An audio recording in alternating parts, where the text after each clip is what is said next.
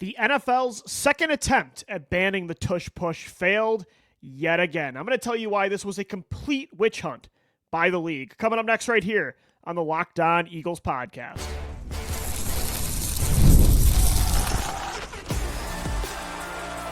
You are Locked On Eagles, your daily Philadelphia Eagles podcast. Part of the Locked On Podcast Network. Your team every day. We thank you so much for making Locked On Eagles your first listen each and every day. Welcome in, Eagles fans, to this Wednesday edition of the show. I'm your host, Louis DiBiase. You can find us Monday through Friday on all podcast platforms and on YouTube. What a great day to be a Philadelphia Eagles fan. The NFL tried and failed yet again for a second time in 3 months to ban the tush push, the play that the Philadelphia Eagles have literally perfected since 2021. They tabled the vote in February at the owners' meetings because they didn't get the result they wanted. You had to get 24 votes to pass the ban. Didn't happen. So Roger Goodell and his mouthpiece, the Green Bay Packers, said instead of this vote being final, which it should have been, they said, we'll try this again in May. We'll try to gather up some more support.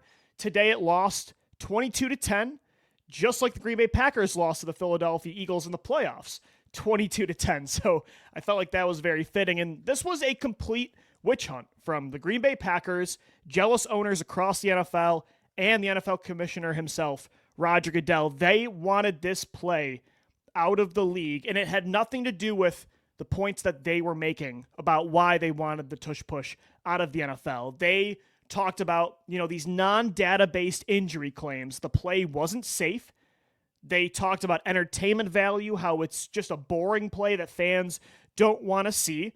And they tried to push these different narratives to ban the play, and it didn't work. And they really tried everything. Like I said, they tried to table the vote. They even gaslit Jason Kelce into saying that he retired because of the injuries, the toll that this one play took on Jason Kelce. And then today, he was literally speaking on behalf of the Eagles in front of the owners that this play is not a problem. It's not unsafe. They did everything they could, and they couldn't get it done. This was a huge win for Jeffrey Lurie. Shout out to Jason Kelce for going to the owners' meetings and getting this job done, keeping this play in the NFL at least for one more year. It's a huge win. And honestly, I just think it's pathetic that this was such a massive story, not just today, but this offseason and last offseason, and just for years now, the debate back and forth about whether this play should be in the league or not is just so unnecessary, and it's pathetic.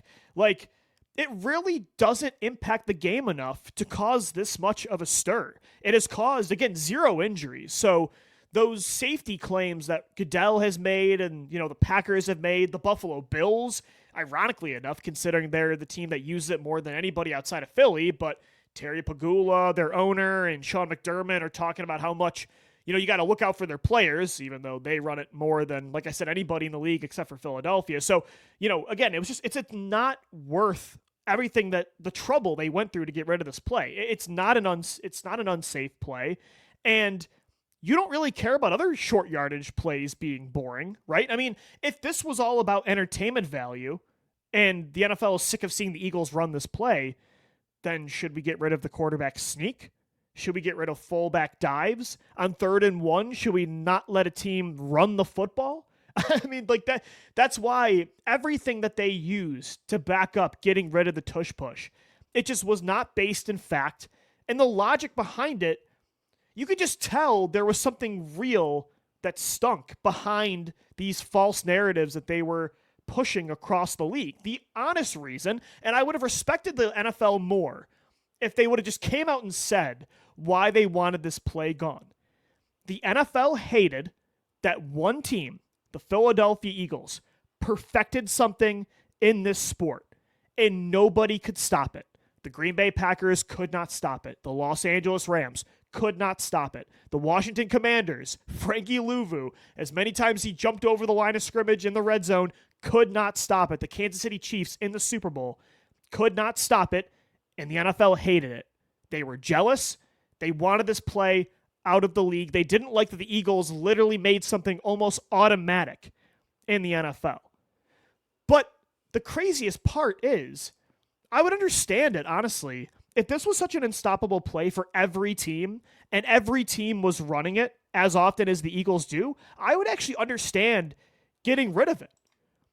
But the Eagles are the craziest part, and why I think it's all about jealousy is they're the only team running it this effectively. The Buffalo Bills do a pretty good job of running it with Josh Allen, right?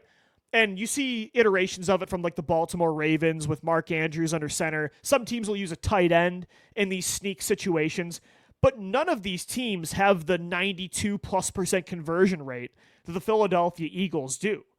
It's not a play that's taking the league over. And I got a bunch of tweets today from like non-Eagles fans that are saying the NFL's trying to be proactive and prevent the league from using this play too much. But it's not like the Eagles just invented the tush push in 2024 or 2023. They've been using this play basically the entire Nick Sirianni, Jalen Hurts era. In 2021, they started to experiment with the idea of pushing Jalen Hurts forward during a quarterback sneak. The NFL has had 4 seasons to use this play as much as the Eagles do, and they're not doing it. So that concern is kind of out the window as well.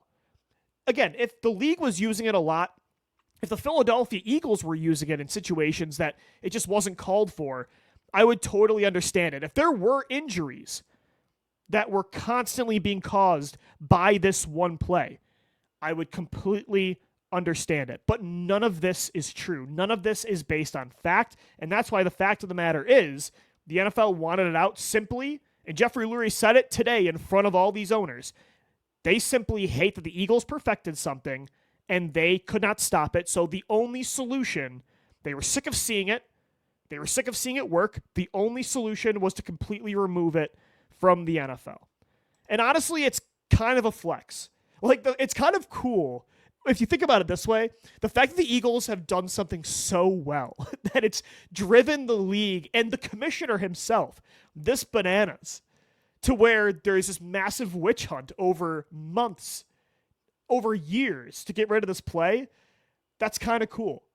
And the coolest part is they tried twice and they failed twice. The Eagles still won, and they won a Super Bowl. Like, I saw a story from Diana Rossini after the vote. I want to read this about what Lurie said during the meetings. Like, this is so cool that even if they got rid of the play, that they still would be champions no matter what. Like, you can't take away what the play has already done for this team. This was awesome. So one high-ranking league source who was in the room said, Jeffrey Lurie was like a guy trying to convince his girlfriend why she shouldn't leave him. Throughout his pitch, Lurie was emotional, passionate, and at one point crude. He said the fact that this team came up with a play so unstoppable that the rest of the league had no other choice but to try to ban it was, quote, like a wet dream for a teenage boy. Towards the end of his address, he told the assembled owners that regardless of the day's result, he and his franchise would walk out winners with Super Bowl rings to show for it. Is that not the biggest mic drop of all time? And he brought the legend himself, Jason Kelce, who helped perfect this play, in the room with him, with his ring, to stop this ban, and it worked. Like, what a big day to be Philadelphia Eagles fans. And I hope the Eagles, when they play the Green Bay Packers Week 10 on Monday Night Football, I kind of want to go to this game myself. I want to go to Lambeau. I hope they run the tush push 60, 70 times in that football game.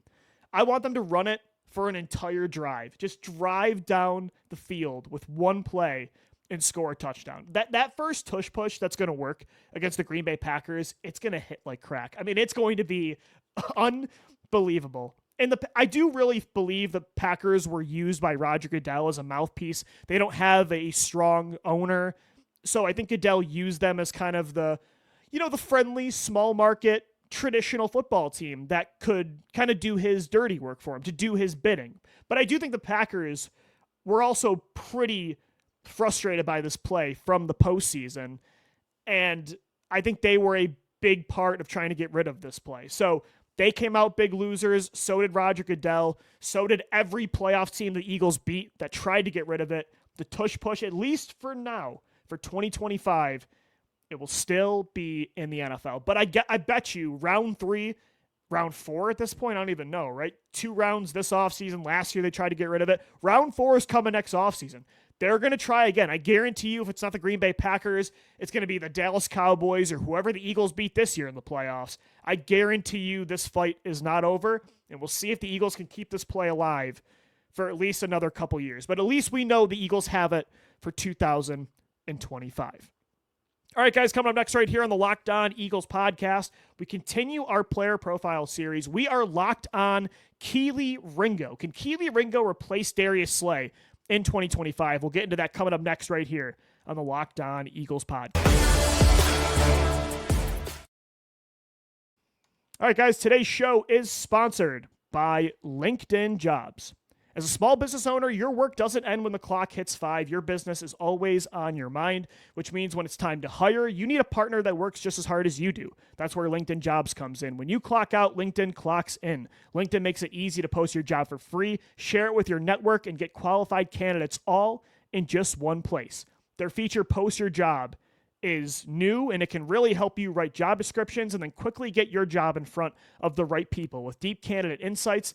And here's a pro tip: add the hashtag hiring frame to your profile picture to double your reach to qualified candidates. No wonder 72% of small businesses say LinkedIn helps them find high quality hires. So post your job for free at linkedin.com/LockedOnNFL. That's linkedin.com/LockedOnNFL to post your job for free. Terms and conditions do apply.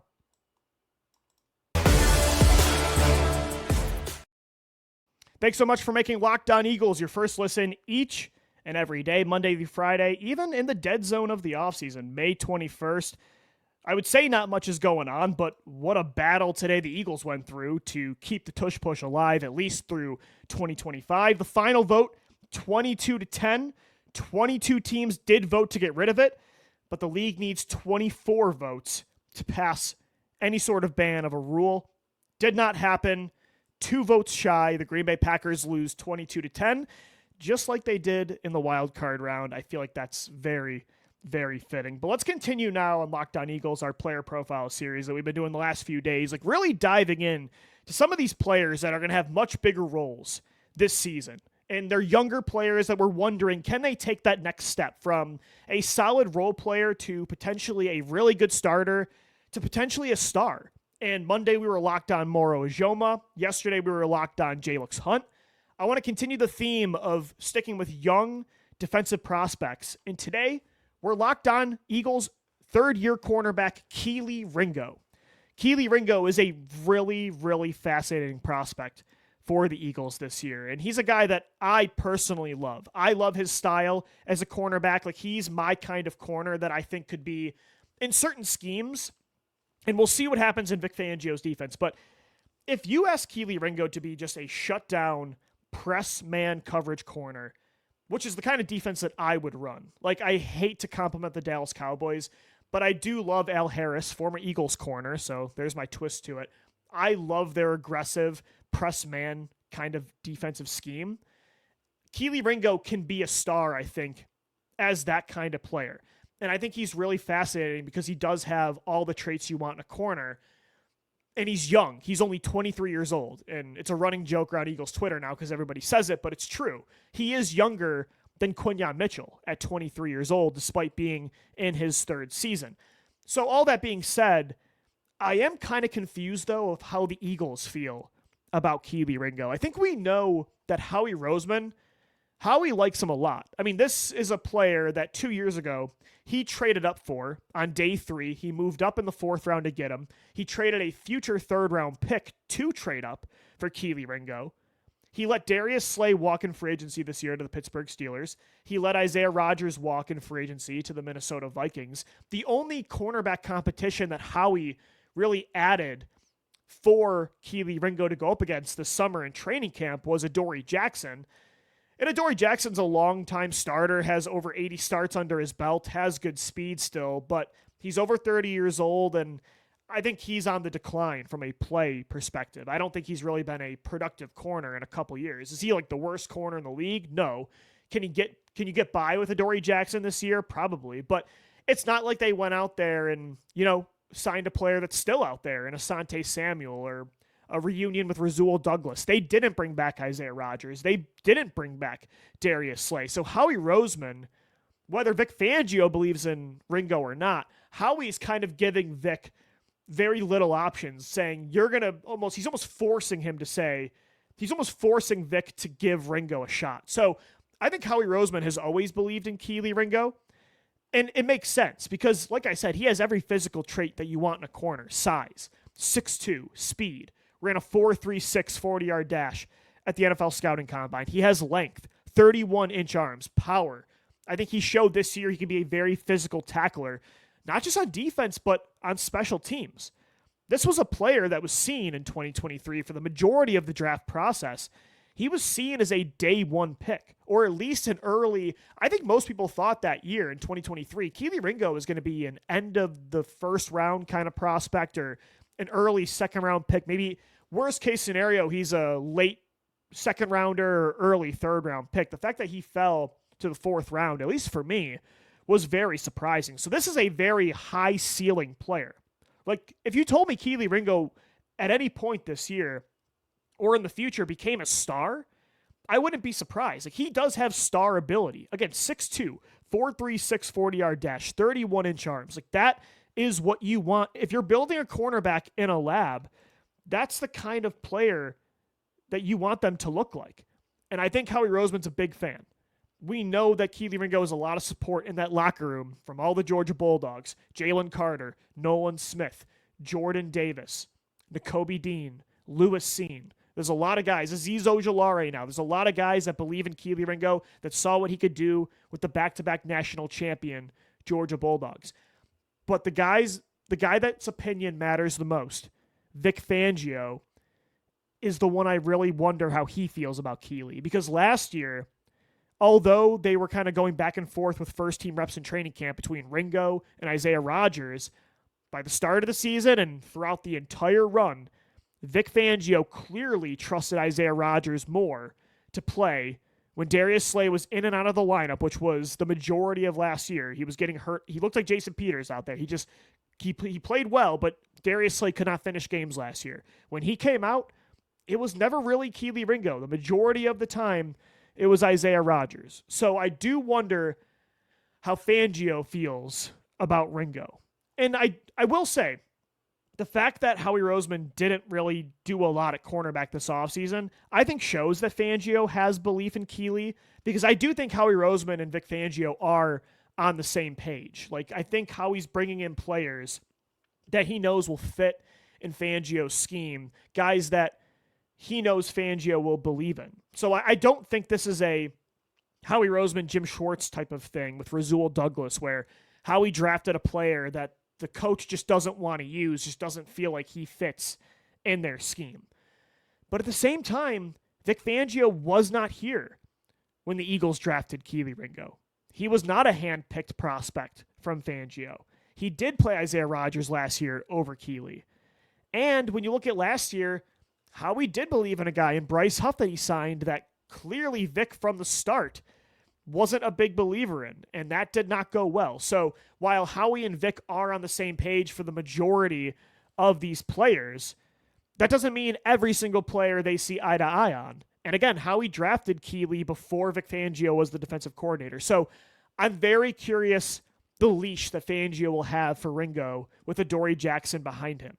I think no matter what, though, because of the state of the roster and the lack of activity at this position, Ringo is going to get the first crack no matter what at starting, opposite Quinyon Mitchell and Cooper DeJean. Like, Adoree Jackson was so clearly a last resort option. Like, worst case scenario, if Adoree Jackson is starting in 2025, that means Ringo really messed up and really did not do enough to keep the job.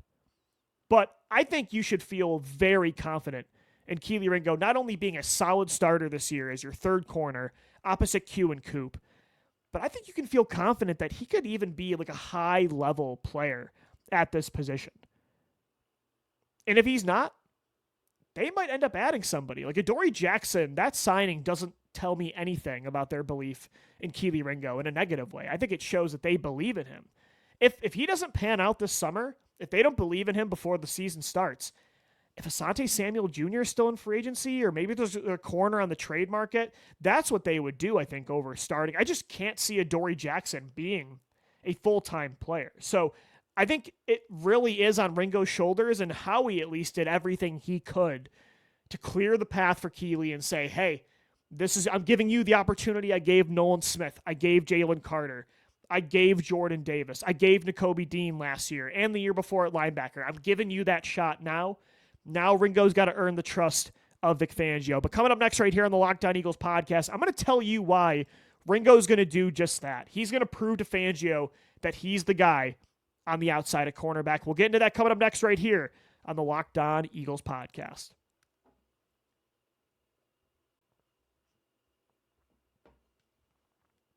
All right, so Kelee Ringo definitely is one of the biggest question marks for the Eagles in their starting lineup heading into the 2025 season. This is a high-variance player that showed a lot of promise in 2023, but then had a much smaller role last year, couldn't beat out Isaiah Rodgers as that fourth cornerback, was mainly just a special teams gunner. But I don't think anything that happened last year with Kelee is indicative of who he is as a player or what his future holds. Like, yeah, it makes you question if Fangio believes in him, if Ringo is his style of cornerback. And I think there are legit reasons to doubt that, which I'll get into in a little bit.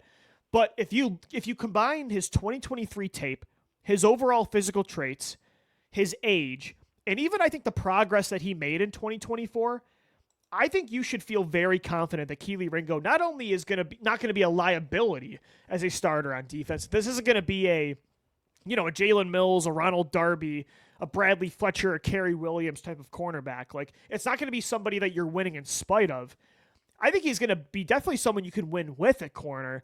And I think there's going to be times you can win because of Kelee Ringo. Like, I do think he has star potential. The good news is he doesn't have to be their number one corner or their number two corner. That's what Quinyon Mitchell is here for. That's what Cooper DeJean is here for. But Ringo, if you told me he was even better than Darius Slay in 2024, in 2025, I wouldn't be surprised. Again, if you look at his tape in 2023, it was very promising. He had a really strong summer this year, and I thought he was one of their best special teams players in the regular season. Like, the special teams side of his game showed how much he has grown as a tackler. I think he showed off legit long-range speed, physical pressability in 2023 at the end of the year when he replaced James Bradbury. And if you look at his tape in the preseason this summer, not just in training camp, but in the preseason, when you watch that Baltimore game especially, his ability to shadow corners or receivers at the line of scrimmage, when you look at his ability to come downhill in off-man coverage and make plays on the ball, be a physical tackler, stay in a receiver's hip pocket, you should believe that Ringo can be at least who Darius Slay was last year. And I think Darius Slay, when he was on the field and healthy, was a very underrated player. I think Ringo can be just as good as Darius, who he was last year, if not better. And the good thing is Ringo is much younger. I think there's a much better chance that he stays healthy. Darius Slay, as I said, he was good last year, but he couldn't finish games. It felt like every single week, halfway through the third quarter, Darius Slay headed to the blue medical tent with an arm injury, with a leg injury, with a shoulder injury. Like, he was just getting banged up all the time. And I think availability-wise, Ringo's going to be an upgrade. And I think overall, just like his speed and his ascending talent is something that it's worth being patient for and to project that it's going to pan out. It's all going to come together. I really do think that he's making progress. Is he going to be a star? I'm not sure, but I think he was really good at the end of 2023. And I think last year, although it's not encouraging that he couldn't beat out Isaiah Rodgers, there's nothing I saw on the field in the preseason or that I heard through training camp or that I saw in the regular season in his defensive snaps on special teams that showed real cause for concern for us to believe that he can't be at least a solid starter this year, at least who Darius Slay was last year, if not more.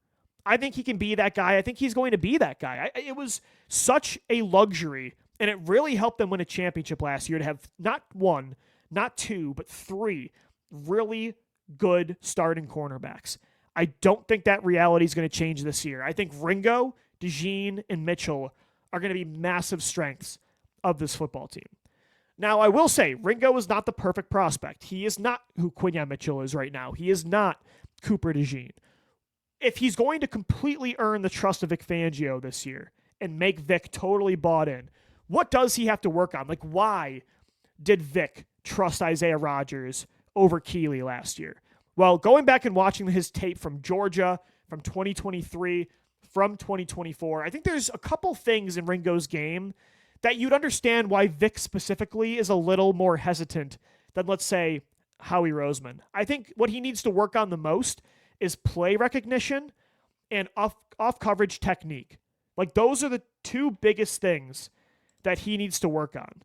I think he needs to, when it comes to his ability to anticipate plays in off coverage, whether it's in man or zone, that's something he's got. The mental part of the game is where he's got to get better. I think a lot of the times when the play is going it's all reactive for Kelee Ringo. I want him to be a little bit more proactive, and know what is happening, like to diagnose plays a lot quicker. I think that's very important in off coverage when you're giving a receiver that much space. And in a Vic Fangio defense, the majority of the time you're playing zone coverage or you're playing off-man coverage.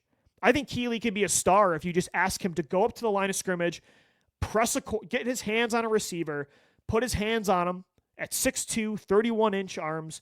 Like, I think he can be a star in that way, and he'll get a chance a lot this year to do that. But in Vic Fangio's defense, you have to be multiple. You have to be versatile. You have to be willing to play off coverage. You have to be able to hold your own in zone coverage. His spatial awareness in zone, it has to be better. Fangio needs you to process things in his zone scheme very quickly.